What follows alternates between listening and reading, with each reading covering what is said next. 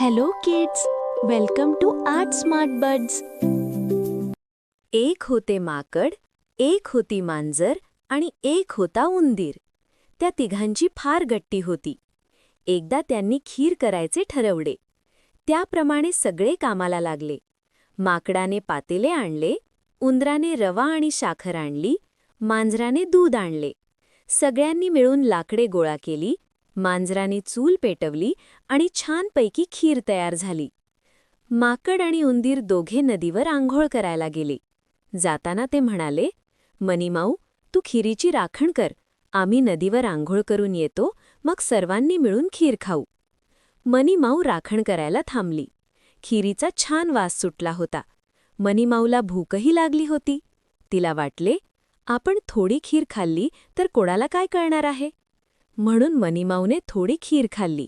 तिला खीर फार आवडली. मग मनीमाऊला राहवेना. तिने आणखी थोडी खीर खाल्ली. असे करता करता तिने सगळी खीर खाऊन टाकली. मग पातेल्यावर झाकण ठेवून ती झोपेचे सोंग घेऊन बसली. काही वेळाने माकड आणि उंदीर आंघोळ करून आले. पाहतात तर काय, पातेले रिकामे. त्यांनी विचारले, मनीमाऊ, खीर कोणी खाल्ली? मनीमाऊ म्हणाली, मी नाही बाई खीर खाल्ली, मी तर झोपले होते. पण माकडाला संशय आला. त्याने एक घागर आणली.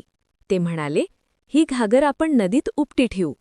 एक एक करून आपण त्या घागरीवर बसायचे आणि म्हणायचे, मी खीर खाल्ली तर बुडबुड घागरी. ज्याच्या वेळेस घागर बुडेल त्याने खीर खाल्ली असे ठरेल. अगोदर माकड घागरीवर बसले. ते म्हणाले, मी खीर खाल्ली तर बुडबुड घागरी. पण घागर बुडाली नाही. मग उंदीर घागरीवर बसला. तो म्हणाला, मी खीर खाल्ली तर बुडबुड घागरी. पण घागर काही बुडाली नाही. मग मनीमाऊ भीत भीत घागरीवर बसली. तिचे पाय लटलटू लागले. घागर हलू लागली. ती म्हणाली, मी खीर खाल्ली तर बुडबुड घागरी. आणि हळूहळू घागर बुडू लागली. मनीमाऊ गटांगळा खाऊ लागली.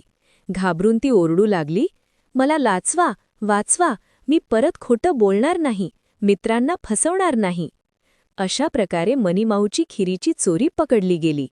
आणि अशी झाली मनीमाऊची फजिती. अशी होती बुडबुड घागरीची गोष्ट. तर मुलांनो, आपण या गोष्टीतून काय शिकलो? नेहमीच खरे बोलावे.